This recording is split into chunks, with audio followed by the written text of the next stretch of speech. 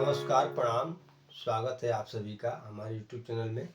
आज का सब्जेक्ट है उन नए लोगों के लिए जो हारमोनियम सीखना शुरू किए हैं या 4-6 महीने से या साल से या 2 साल से सीख रहे हैं, लेकिन गाने नहीं निकाल पाते हैं। बहुत सारे अलंकार पाल्टा बजा चुके हैं लेकिन गाने नहीं निकाल पाते हैं। सो परेशान है कि हम गाने क्यों नहीं निकाल पाते। इस तरह के बहुत सारे क्वेश्चन हमारे पास आते हैं कि गुरुजी, हम तो सब अलंकार बजा लेते हैं, सारे साउंड को भी पहचानते हैं, लेकिन गाने क्यों नहीं निकल पाते हैं, ये हमें बताइए। तो हम अलग अलग लोगों को समझाने के बजाय मैंने चाहा कि एक वीडियो के जरिए ही बता दूं कि आप गाने नहीं निकाल पा रहे हैं और बहुत दिनों से अलंकार पाल्टा, हर तरह के अलंकार पाल्टा आप सालों से बजा रहे हैं। इसमें मैं बता देना चाहूँगा कि ना तो आपको सिखाने वाले की कमी है और ना ही अलंकार पाल्टा बजाने में कमी है। कमी बस है तो आपको समझने में। तो हम इस विषय पे ही चर्चा करेंगे। इससे पहले अगर आप नए हैं तो हमारे चैनल को सब्सक्राइब कर लीजिए और वीडियो अगर पसंद आए तो लाइक एक ज़रूर कर दीजिएगा, कमेंट कीजिएगा कि आपको कैसा लगा, और दूसरे अपने मित्रों को अगर साझा करना चाहते हैं तो उनको शेयर भी कर दीजिएगा वीडियो को। तो आइए आगे बढ़ते हैं।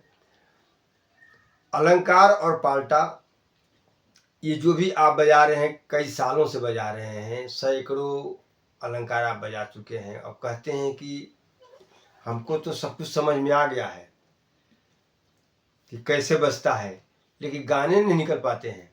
तो यहाँ पे ना एक दो पॉइंट हैं जो आप उसको नहीं समझ पा रहे हैं। अगर उसको समझ लेते हैं तो संगीत में कुछ भी नहीं है। हम आपको बता दें, लोग कहते हैं कि जो जानता है उसके लिए कुछ नहीं, जो नहीं जानता उसके लिए बहुत कुछ है। कि हम कह रहे हैं कि वाकई संगीत में है तो बहुत कुछ। किस लेवल का आप सीखना चाहते हैं उसके ऊपर निर्भर करता है। लेकिन अगर लाइट म्यूजिक करना चाह रहे हैं या काम चलाऊं अपने एंजॉय के लिए सीखना चाहते हैं तो उतना तो करने के लिए इसमें बहुत कुछ है नहीं। आप आसानी से बजा सकते हैं, गा सकते हैं। कुछ गलतियां हैं जिसको आपको सुधारना होगा। पहला पॉइंट, आप ये समझते हैं कि हम अलंकारों को बजाते रहेंगे तो गाना बजने लगेगा। ऐसा नहीं है। दूसरा पॉइंट कि इसमें सा रे गा मा पा धा नी और सा 7 स्वर होते हैं, हमको पता है, और 7 को हम बजाते हैं। तो इसमें तो सा रे गा मा पा धा नी ये 7 अक्षर तो निकल रहे हैं, लेकिन हिंदी के वर्णमाला में 13 स्वर होते हैं और 36 व्यंजन होते हैं, जिसमें का खा गा घा चा छा तमाम होते हैं, आ ई ई। तो क्या इन 7 स्वरों में ये 36 और 13 49 होते हैं लगभग। तो इतने स्वर को, इतने अक्षरों को हम इसमें कैसे ढूंढेंगे, बजाएंगे? यहाँ तो 7 ही हमको दिख रहे हैं। तो कुछ लोग ये गलतियां करते हैं कि सारे अक्षर को इसी में ढूंढते हैं। जैसे किसी गाने में है कभी राम बन के कभी श्याम बन के, तो अब इसमें तो का है ही नहीं और कभी भी है, भा है ही नहीं। तो आप कभी राम कभी श्याम इसमें कैसे ढूंढेंगे? इस कंफ्यूजन में लोग गानों को नहीं बजा पाते हैं। बहुत लोग ये सोचते हैं कि ये अक्षर इसी में मिल जाएगा, ऐसे नहीं। दूसरी गलती। और तीसरी गलती कि हम जिस गाना को हमको गाना नहीं आता है, जो भी गाना हो, भजन हो या फिल्मी गाना हो या गजल हो, हमको वो गाना खुद ही नहीं आता है।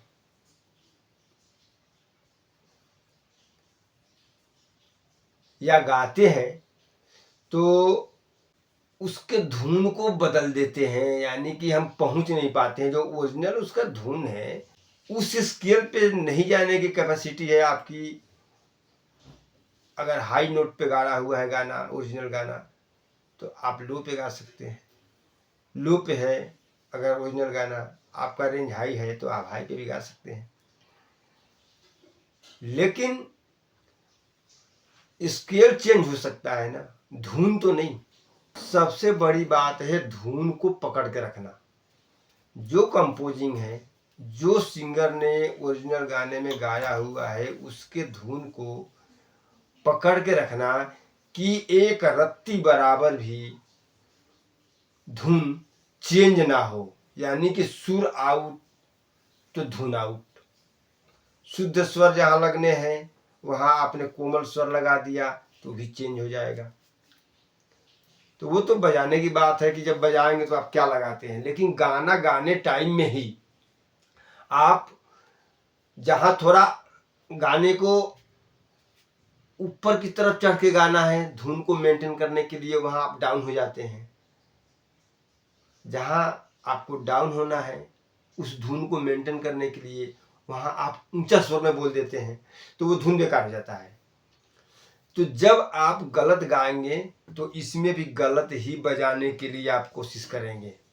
चौथी बातें आपको हम बार बार बताते हैं कि गाने के उतार चढ़ाव को देखना है, स्वरों के आरोह अवरोह को समझना है, कहाँ ऊंचा जा रहा है कहाँ नीचे हो रहा है।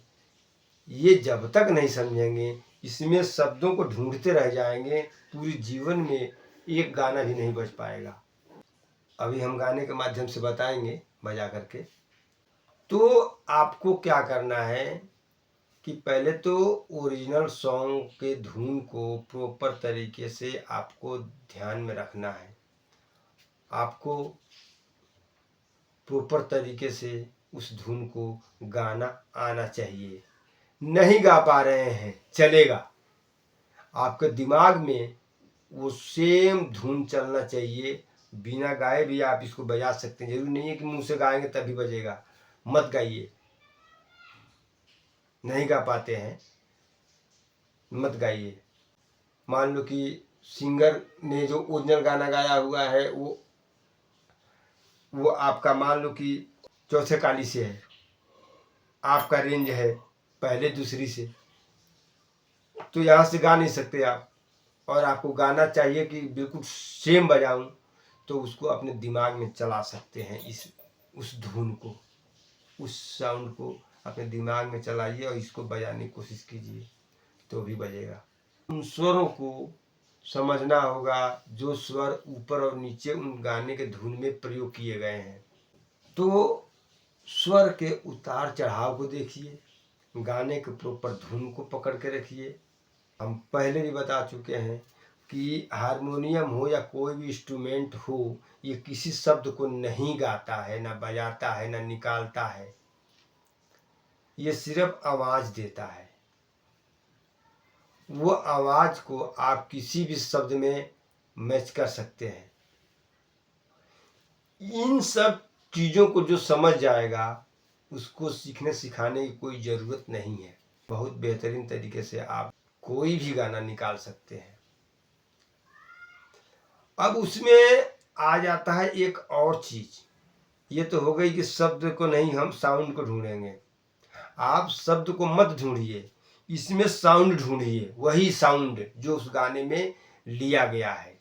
शब्द को भूल जाइए, ना ना ना ना करके गुनगुना दीजिए, आ करके गुनगुना दीजिए, ला ला ला ला करके गुनगुना दीजिए, बस धुन वो होना चाहिए। फिर एक मैटर और फंसता है आके कि आप एक ही रीड पे एक शब्द, एक अक्षर को बजाना चाहते हैं, फिर दूसरे पे दूसरे को, तीसरे पे तीसरे को एक लाइन से बजाना चाहते हैं। एक लाइन से जब एक लाइन से ऐसे चलेंगे तो गाना कभी नहीं बजेगा, क्योंकि गाने में जरा सी देर में ऊपर जाना है, जरा सी देर में नीचे आना है। हो सकता है कि सा के बाद आपको सीधे गा पे जाना पड़े, हो सकता है गा के बाद आपको पा पे जाना पड़े, या सा के बाद सीधे प पे जाना पड़े। या सा के बाद सीधे मा पे जाना पड़े। जरूरी नहीं है कि हम सा के बाद रे और गा को बजाएंगे ही। उस गाने को बजाने के लिए आपको कोई कोई बटन को छोड़ना पड़ जाएगा। पहले बताया गया है कि जिस गाना को गाइए, गुनगुनाइए और जहाँ आकर के वो लाइन खत्म होती है वो आपका सा है। तो सा पे पहले उंगली रखना है। सा पे जैसे कि आ करना है। अभी जरूरी नहीं है गाना सा से निकलेगा। ये गाना है, छू कर मेरे मन को किया तूने क्या इशारा, इशारा। जहाँ इशारा आगे खत्म हुआ ये हमारा सा हो गया। लेकिन अब गाना यहाँ से स्टार्ट नहीं होगा। गाना आपका कह रहा है, छू कर, छू छू, तो ये सा पे नहीं है। छू छू, रे पे भी नहीं है। छू, गा कोमल पे भी नहीं है। छू छू छू। अब यहाँ मैच हो गया गा शुद्ध पे, सा रे गा, ग शुद्ध पे मैच हो गया। तो आपका स्केल माना जाएगा पहले काला, जो आपका सा है। गाना शुरू हो रहा है गा से। छू कर, छू कर, छू कर, मैं बोल रहा हूं छू कर। ये क्या बोल रहा है? ये तो छू और कर कुछ नहीं बोल रहा है, ये साउंड निकाल रहा है। अब इसको हम ना ना ला ला ला ला ला ना ना ना ना ना, छू कर मेरे मन को किया तूने इशारा। गाना तो ये है, लेकिन ना ना ना ना ना ना ना ना ना ना। अब ला ला ला ला ला ला ला ला ला ला, का का का का का का का का का का का। हरे राम राम राम हरे हरे। क्या बोल रहा है ये तो कुछ भी बोल रहा है, बटन हम वही लगा रहे हैं। यही समझने की बात है। आपको इसमें अक्षर नहीं ढूंढना है, शब्दों को नहीं ढूंढना है, आपको इसके अंदर सिर्फ आवाज को ढूंढना है कि हमारा आवाज कहाँ मैच करेगा। लेकिन धुन आपको प्रॉपर आना चाहिए। जो आप गाना बजाने जा रहे हैं उस गाने को 10 बार सुनिए, 50 बार सुनिए, 1000 बार सुनिए। अगर आपको सीखना है तो आप गाना बजाने चल दिए और गाना कैसे गाया जाता है उसको आपको पता नहीं है तो कैसे बजेगा? नहीं बजेगा, बिल्कुल नहीं बजेगा। अब इसमें ये तो हो गया कि अक्षर को। अब इसमें कुछ चीजें ऐसी हैं जो बारीकियां हैं, उसको भी समझना पड़ेगा। छू कर मेरे मन को किया तूने क्या इशारा। ये तो सीधे सीधे गाना है, लेकिन कहीं कहीं एक शब्द को लंबा कर दिया जाता है, लंबा गाने में होता है। तो उसको कैसे करेंगे, उसको कहाँ से करेंगे, उसका भी तरीका है। अब जैसे एक दूसरा गाना में मैं आपको बताना चाहूँगा, स्केल वही है, माइनर में बजेगा। यानी कि जो ये गा हम पहले शुद्ध ले रहे थे अभी कोमल में लेंगे। तुम मेरी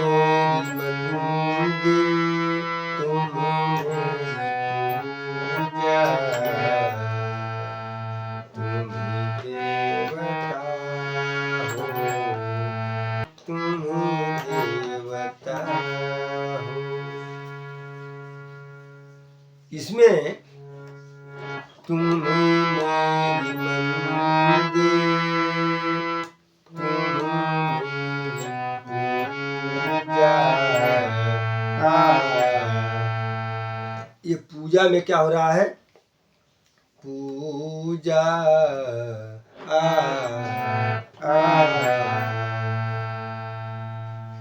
ये 4 स्वरों में रे सा नी धा, 4 स्वरों में आ हो रहा है। इस चीज को भी माइंड करना पड़ेगा कि हमको एक आ करना है या करना है, तो ऊपर से नीचे की तरफ आ रहा है तो हमको कितने स्वर इसमें लगाने पड़ेंगे जो इस ऊपर से नीचे तक के रेंज तक वो मेंटेन करे। कितने स्वर लगाने पड़ेंगे? पूजा, ये ध्यान रखना पड़ेगा। या नीचे से ऊपर की तरफ अगर कुछ इस तरह का जाता है तो नीचे से ऊपर की तरफ जाने के लिए भी कितने लगेंगे, ये ध्यान देना पड़ेगा। कभी आप सोच लो कि ये पूजा पूजा और एक ही सुर पे टिके रहे, पूजा यहीं पे है, तो गाना गलत हो जाएगा। पूजा पूजा लेना पड़ेगा जहां तक मांगता है, यानी कि धुन, ये धुन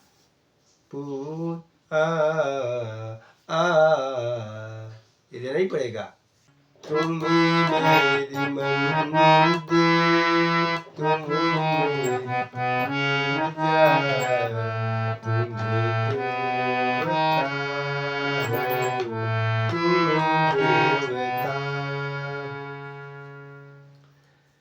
तो इस तरह अगर आपने ध्यान दे दिया तो आप कोई भी गाने को आसानी से पकड़ सकते हैं और बजा सकते हैं, सीख सकते हैं। हमें उम्मीद है कि आपको ये बहुत बढ़िया तरीके से समझ में आ गया होगा।